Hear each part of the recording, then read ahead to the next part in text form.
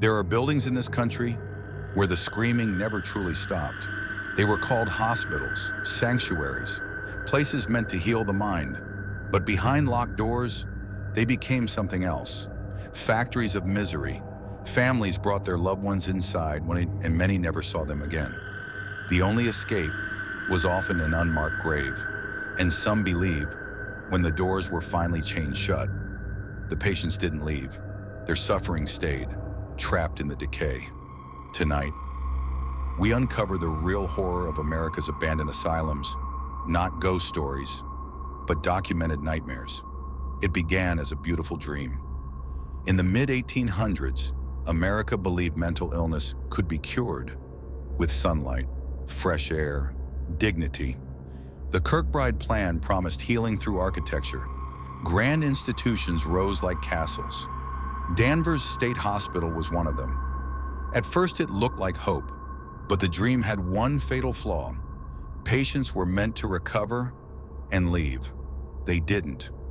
More arrived, and more, and more.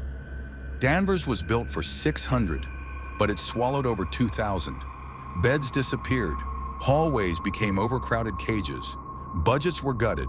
Staff were exhausted, untrained, and slowly, the hospital rotted from the inside out.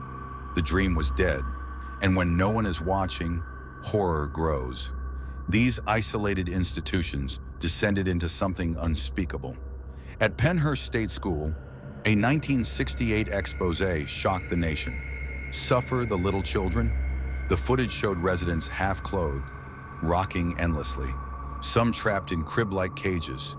For years, not patients, not children, just inventory. And at Danvers, the horror became clinical.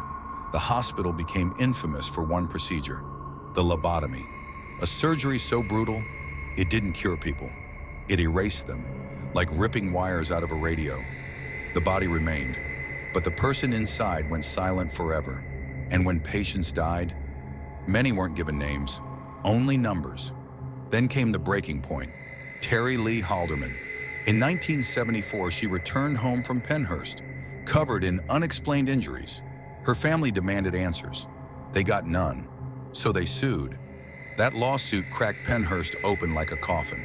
The court described the institution as unsanitary, inhumane, dangerous, a violation of basic human rights. For the first time, a federal court ordered an asylum to close. The dominoes began to fall.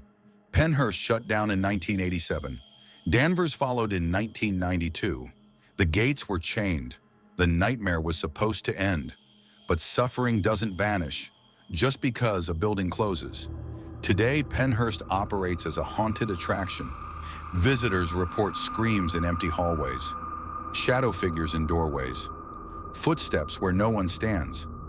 Danvers was demolished, replaced by apartments. But residents still report cries across the fields at night and near the cemetery. 770 graves, no names, only silence. Some believe trauma leaves a stain, like agony recorded into the walls. Not ghosts, but echoes, still playing, forever. Penhurst and Danvers are real horror stories, not because of spirits, but because of what humans did in plain daylight. The true monsters weren't paranormal. They were neglect, indifference, a system that buried people while they were still alive.